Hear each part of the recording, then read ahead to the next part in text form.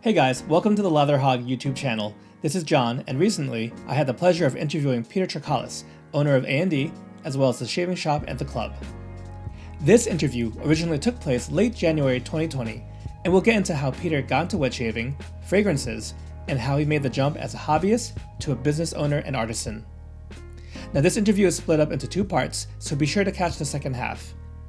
Now, onto part one of the interview with Peter. Hello everyone, John here from Latherhog, and tonight I have a very special guest. I have Peter Charkalis from A&D Grooming. Hey everyone. And you can see him right there.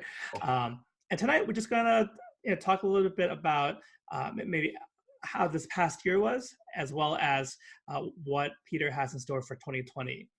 Also, I just have some questions, just having known about your YouTube channel back in the day and such. So maybe we'll hit a few different topics, if that's okay with you, Peter. Of course. Awesome. All right. So I just want to say it's really good to be here. So I love actually your videos are actually quite entertaining. They're really informative. I also like that you keep them straight. So who was it? It was Kazantzidis from the Stray Whisker. So he's a good friend of mine. He said there's a sweet spot. He used to do a lot of videos. Really good production. I don't know if you remember his videos. Yeah. And he says, mate, the sweet spot is 6-7 minutes. That's you have to keep it because that you lose the audience if it's past that. And you keep it really. And Ruds is also very good at that. So anyway, I appreciate your work. Oh, thank you. Yeah, I'm just brown nosing you so I can get easy questions. No, these are just things I think I'm curious about. I think other folks are curious about. In particular, I know I do want to kind of hear a little bit about your background in fragrance, because I know just based on what sense that you have been inspired by in the past, and even just in chatting with you, sometimes just throughout over time, like you're very knowledgeable with fragrances. So I was like hearing how people got into that. Yes. So listen, I'm not. People think that I'm an expert. I'm not an expert in anything. So I love fragrances, but it's not like I've been doing it all my life. I caught the bug like I don't know how many years, 5 years ago. So it was a big rabbit hole. You think wet shave is a big rabbit hole? Get into fragrances and then get into niche fragrances. So I really haven't been into it that long. It certainly hasn't been a lifetime. So I quickly moved to niche, but my favorite designer house is Dior, I would say.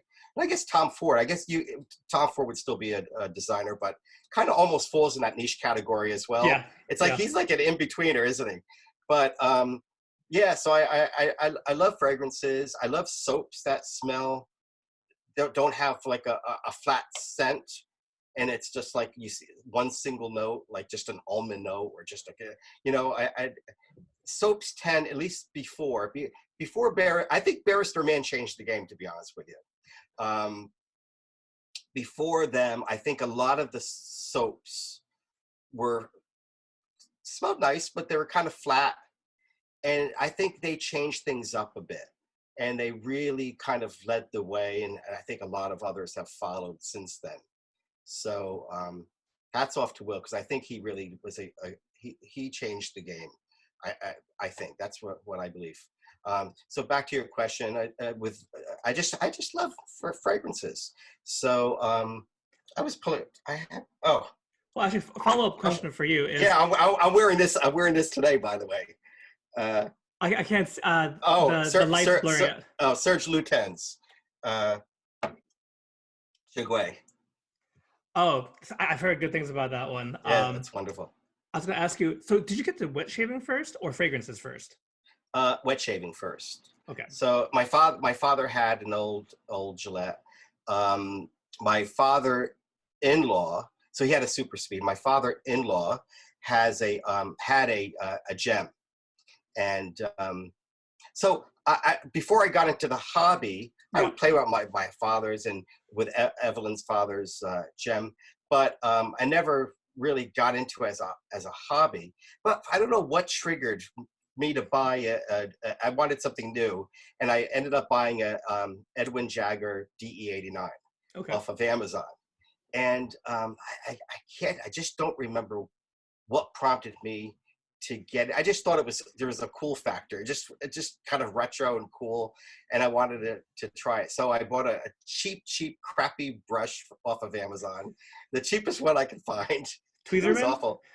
What's that? It's either Tweezerman or Escali, I think, back in the day on Amazon. Yeah, I don't remember the name. It was probably cheaper. Oh, actually, I think it was a horsehair brush. Ooh. But it was really, really, really cheap. Really cheap. Like it was like $9.99, something like that. Gotcha. And I bought a couple soaps. I didn't know what to buy. I didn't know who's who and what's what. And, I was ended up buying Tobs though, because there was a lot of reviews on Tobs, and it was from England. So I said, oh, it's from England. It's got to be good. I didn't know. So I had a top sandalwood and something that was bay rum. I didn't even know what bay rum was, but I think it sounds so good. Yeah. And something else. And I bought some razors. Oh no, the Edwin Jagger came with derby blades. So the first couple times I cut myself pretty good, but I thought it was really cool though, right? Mm-hmm. And especially the brush thing was cool, right? With my father's razor, I would just play around with it, and but I would use the Barbasol, the foam. Okay, I gotcha. didn't know really anything about anything else. So but that's when I caught the bug, and then and I don't know how I found out about this actually being a thing and actually a hobby. But somehow I was on Facebook, and maybe I did a search or something, and I came across, I think Wet Shaver Review was the first one that I had joined. And then I joined a couple others, and it just snowballed from there. But yeah, that's really how it began. So I don't know how many years ago this is now that I was a hobbyist, actually into it as a hobby. Maybe 6 years ago, maybe, or so, 7 years, something like it. It goes by quick. I know I found you on YouTube, because so at what point, right, did you go from trying out wet shaving to getting more to be a hobbyist to, hey, I want to record myself shaving and put it out in front of thousands, if not millions of people? Yeah, so I wanted to try straight razor shaving. And I thought, well, the best way to learn is to just put it out there. A few guys would watch my video. I would post it on a few of the sites, Facebook pages. A few guys would watch it and give me some feedback. And my very first video was an absolute bloodbath. I used it was a shavette. Okay. But I'm trying to remember the name of it. It was a knockoff of something else. But it was an absolute bloodbath. I mean, it was just, I actually still have a scar. It was so bad. It was awful. It was bad. It was bad. And I saw on video, I said, this is my first and last video. I'll never do a video again. And there was a bunch of guys that were really encouraging me to do it. And they just wanted to see more blood. Yeah. But, yeah. but I was actually surprised. There was a bunch of people watching this video and giving feedback. So I think I don't think I shaved with that ever again. I went back to a DE. yeah, totally. I went back to a DE, but I kind of liked it. I thought it was really cool that people were actually watching me shave. And so in the beginning, I was like, wow, 50 people or 100 people, and they're giving me feedback and encouragement and And we were talking before we went live. And I was telling you, I just whatever comes out. I don't pre-plan anything, right? And same thing with when I was doing videos. I would never have a script or something. I would never plan out what I would just shave and just talk to people like you're in the room with me. And I guess people kind of like that. So I ended up getting a decent following. So that's how it all began. It's not because I wanted to monetize it and I thought I was going to get 10,000 followers or something like that. It was really just to get feedback on my adventures in straight razor shaving with a shavette, which lasted one day. So that's how it all began. But I ended up getting a decent following. It was fun for a while, but at the end, when I opened up my business, so I was doing kind of reviews and just shaving and just shooting the shit with guys. Talking to myself, but as if they were in the room. Right. And I didn't feel comfortable. How do I review now I have artisans making soaps for me? This is way before I even thought I would I had the capability of making my own soap. And how do I do reviews and have a business? And it just didn't feel right to me. So I kind of got out of that. Now I'm getting into it because I have my own. I could talk about my own soaps, or talk about other things. And but I'm certainly not going to do it like I did before. If I do it once every couple months or so, then that's fine.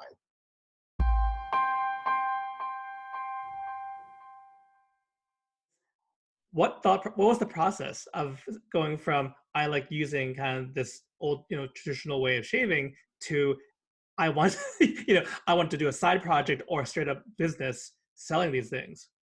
So I'm a hobbyist, number one, and at the time I really caught the bug, and I stopped counting at 180 soaps. I mean, I was really addicted to, especially the software, and then getting into the fragrances, which I don't even know if I answered your original question about fragrances. You did. But I got really, really into fragrances too, and shaving soaps and stuff. And my daughter came down because I had everything in my office. It was just my office for business was just my main job was just taken over by shaving stuff all over the place. And in closets, you open a closet just filled with shaving gear. And she goes, Daddy, you have too many soaps. You should open up a business and sell this stuff.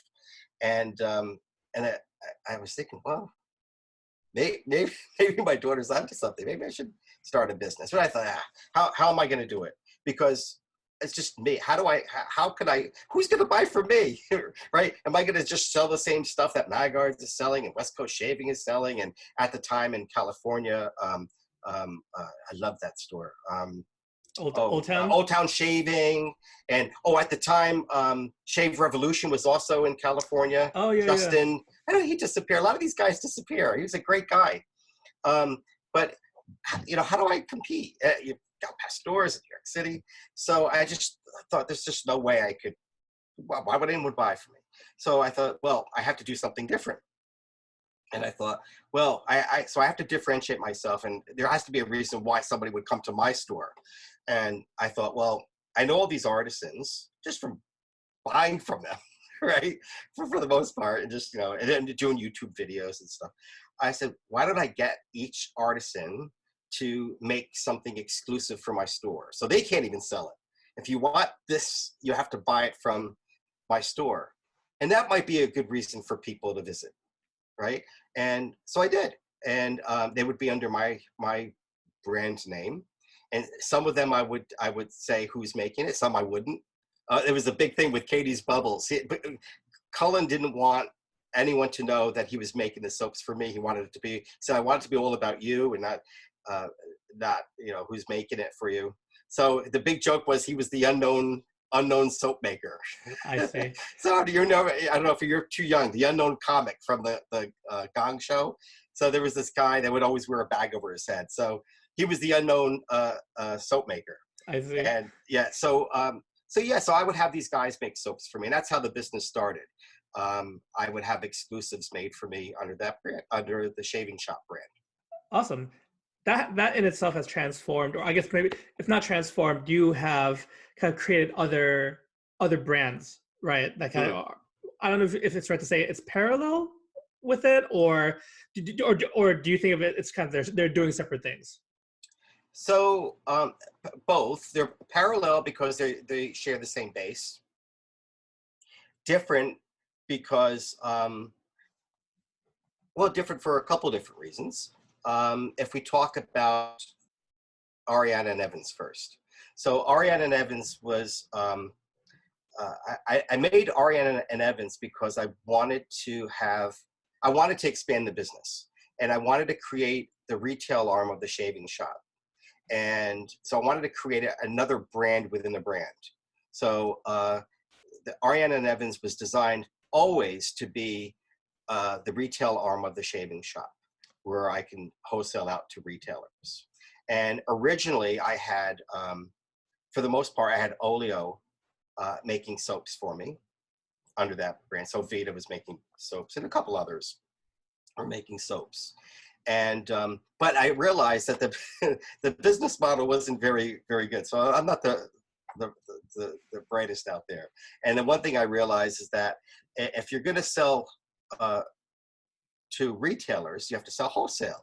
And if you're going to sell wholesale, you have to sell at a reasonable price, at 50% off of what the normal retail price would be. So I would have to make, so I have to buy it from a soap maker, right? And then that cost, and then I have to mark it up a bit, so I have to make money. And then I have to sell it to a retailer, and they have to mark it up, and they have to make money. And I didn't want to sell a $30 soap or $35 soap. It just didn't, the model didn't work. So, and also there were some other problems with that model. There was, I had a few soap makers, and there was no consistent, so a few soap makers making the soap for me. And there was no consistency from, the containers were different. And for the most part, I did the labeling myself, but Cullen did his own labels. And in order for me to just be able to have more consistency, keep everything uniform, keep it the same base so I can sell wholesale, I needed to kind of bring it in-house. So that's how I decided to take a stab at making soaps myself. I thought I wasn't sure if I can do it, but I was willing to try. I knew as a hobbyist what I love in soaps, right? And it's just a matter of trying to figure it out. So I started working on it. So the Ariana Evans brand, and then there's the Club brand. So the Ariana Evans brand is meant for retail. The Club brand was always meant to be kind of our in-house brand, and sold at the shaving shop and club. And the Club allows me to be a little bit more creative, a little bit more risque, if you will, a little bit more naughty. I really enjoy that, because I'm always looking to do things different than everyone else.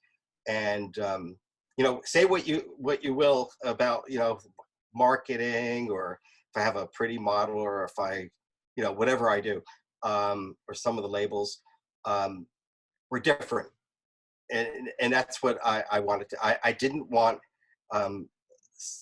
I didn't want to be the same as everyone else. I didn't want to have the same type of website. I wanted the same type of branding. I wanted it to be a little bit more creative, just different than everyone else, and really set myself apart. Because there's a lot of soaps out there. There's a lot of great soaps out there. And in order to be noticed, you have to have a really good soap, but you also have to differentiate yourself. So I think we did that.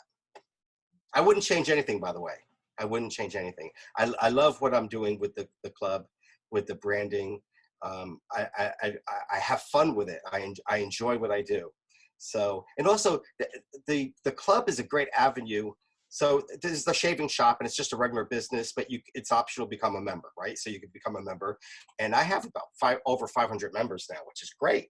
I didn't know it would be that successful, especially in the very beginning.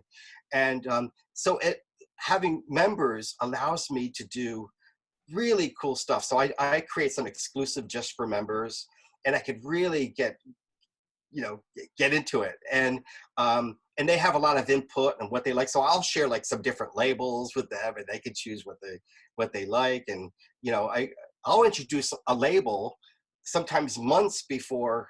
I'm going to let you in on a secret. So I do things ass backwards, right? And so most soap makers create a soap, and then they'll create a label. I create a label, an idea in my mind. I create the label first, and then I try to come up with a soap that matches the label. So I do that with virtually all the labels. You made me think of a good example though from last year for the what do you call it, the New York Shaving Expo, and you had some exclusives for that event. I think I remember leading up to the show too. The art was all set, correct? And then you kind of we're kind of asking for feedback. We're just turning the gears. We're like, what kind of scent do I go with?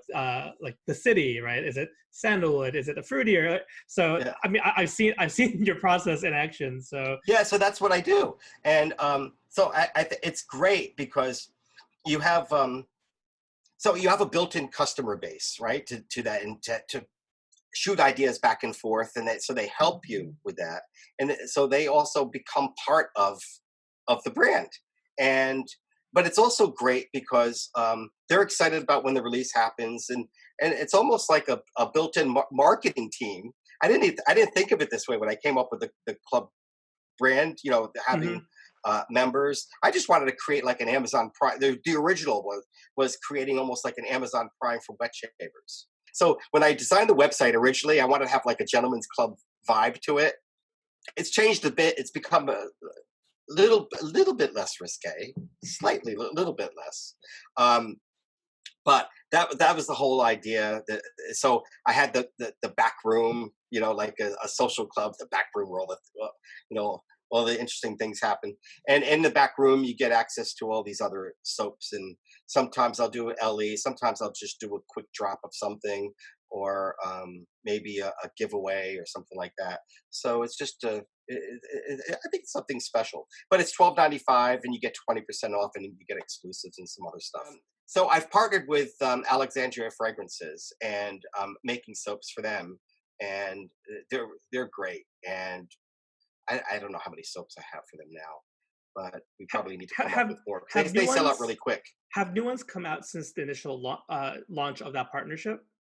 I think there are like four maybe to start with. Is that right? And I think there's 6 now. I think we did Dark Knight, and was it Zion or there was something. You have to check the site, but I think they're all sold out of everything. So we need to make more for them. I believe you're correct. Yeah. So but it's not their main business. Obviously, the fragrances are right. They're dipping their toes. They're dipping their toes into kind of this world of grooming as well, right? But I feel like that's such a natural like fit for. It's a perfect fit. It's a perfect fit. Yeah. Yeah, because listen, the wet shaving was the bridge for me to get into fragrances. Me too. Listen, everybody, right? I had a few, when I was younger, and just throughout my life, I always had something, right? A few fragrances, designer stuff that you buy at Macy's or whatever. I had Kouros. I don't know if I'm pronouncing it right. Kouros. Yves Saint Laurent. Yeah. And I had Halston Z14. I loved Z14, the original. So we're talking back in the day. Yeah. It was a wonderful scent. So Halston Z14. What else did I have? I had a few others, but those are pretty good. And then when I a little bit, I don't know when Drakkar Noir came out, but as soon as it came out, I bought it because I loved the packaging. I loved the bottle. It was black. It was just very cool looking. So whenever it first came out, I started wearing that. So I had a few, but I would just buy a few here and there. It wasn't a hobby. It certainly wasn't a hobby. Right. It just, when I would go out to the club or I wanted to smell good, I had a hot date, wear some Drakkar or whatever I had at the time, and that was it. I loved the original Kouros. I wish I knew how to pronounce that. I don't know what they're. I've heard Kouros, but I know either way. I know which one you're talking about. Yeah. I love the original. Then what you find now in the stores is not the same. Right. But the original was absolutely gorgeous. So I would say that was probably my signature. It was just so unique. There was a lot of fragrances, especially designer fragrances, especially if you get into aquatics, they all smell a lot the same, right? Yes. Yeah. And then the Kouros came out. It was just quite different than anything else out there. And so even back then, now that I think about it, I always kind of like to be a little bit different. I guess I'm the rebel without a clue, I tell people I'm this this Napoleon complex, maybe. I don't know what it is, but I'm always a little bit of a rebel. So I didn't want to smell like everyone else. Sure. So that was a great scent back in the day. Yeah, there were some great ones back in those days. The ones that you mentioned all have been reformulated just based on how long they've been around. And unfortunately, that means it's not the same, it's watered down, et cetera, et cetera. But I guess, what are some of your all-time favorites? I love Reflection Man. That's absolutely gorgeous. I never get tired. There's certain scents that I have that I never get tired of. Mm-hmm. And so Reflection Man is one. I have Roja Dove Fetish. I love that, the boozy note on that. What else? I love some of the Serge Lutens stuff. Chagoué is a beautiful, beautiful scent. I don't know if you've ever smelled that. I mean, I've only heard And that's the one you said you were wearing today, right? Is Yeah, that yeah. is that a tobacco forward scent Yeah, or there's a little bit of tobacco. There's a little bit of rose. I think there's rose in it, a little bit of rose.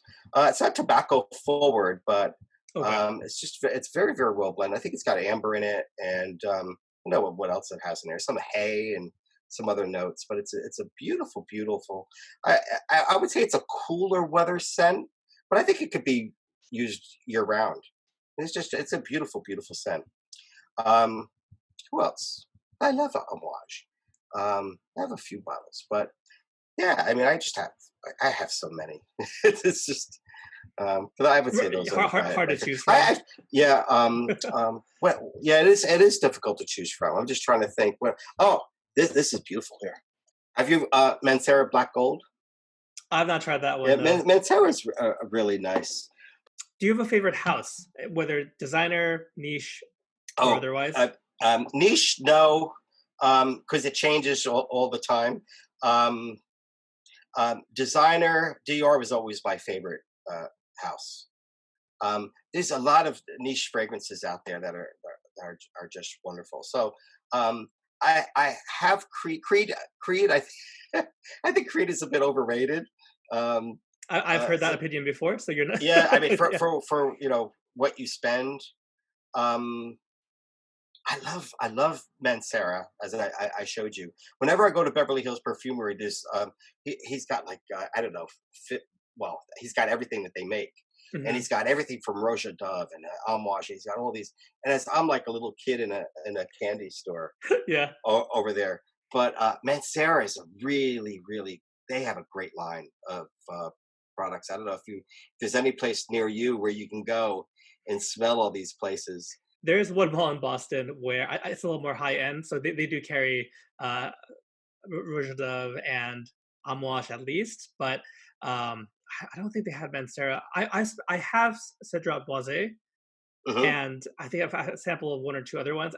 All I remember is that they're super strong. Like Mm. if you're one like you're wondering about longevity for a fragrance, Mancera is gonna hook you up as far as lasting all day. Yeah, yeah, yeah, for sure, for sure. You won't find much designer fragrances in my collection now. It's mostly niche stuff now. That seems like a natural progression too, as you kind of key in on what you like, but also like you mentioned, you don't want to smell like everyone else, and I think that's why kind of folks who get into fragrances go to niche. Not that some folks might be into it to like show off what they can buy, but Hmm. on the creativity aspect, right? You're gonna get more Yep, interesting things that don't smell like mall fragrance or whatever. exactly. And the so niche fragrance houses. What I love about what they do, and I think it's similar to what some artisans do. Um, they're more daring, and they're not vanilla, and they're not trying to do what everyone else is doing, and they do it for the love of creating a fragrance that maybe they're in love with first. I mean, of course, they want to make money, but they I think what I can't speak for all of them, but I know some perfumers, and they create for themselves first, and they hope what they create everyone else will love. But it's the creative part, and they they're always looking to push the envelope. And I try to do something similar. I'm certainly not a perfumer. I'm more of I tell people I'm more of like a mixologist, like a bartender, where I mix a lot of different oils to create because I don't have the expertise yet to.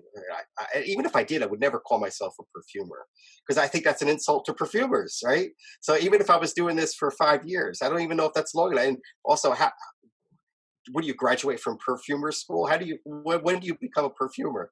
So I would never call myself that because I'm not that. But even 10 years from now, and if all I did was mix um, essential oils, absolutes, and all this other stuff, I don't think I would be daring enough to call myself a perfumer. So I'm more of a mixologist.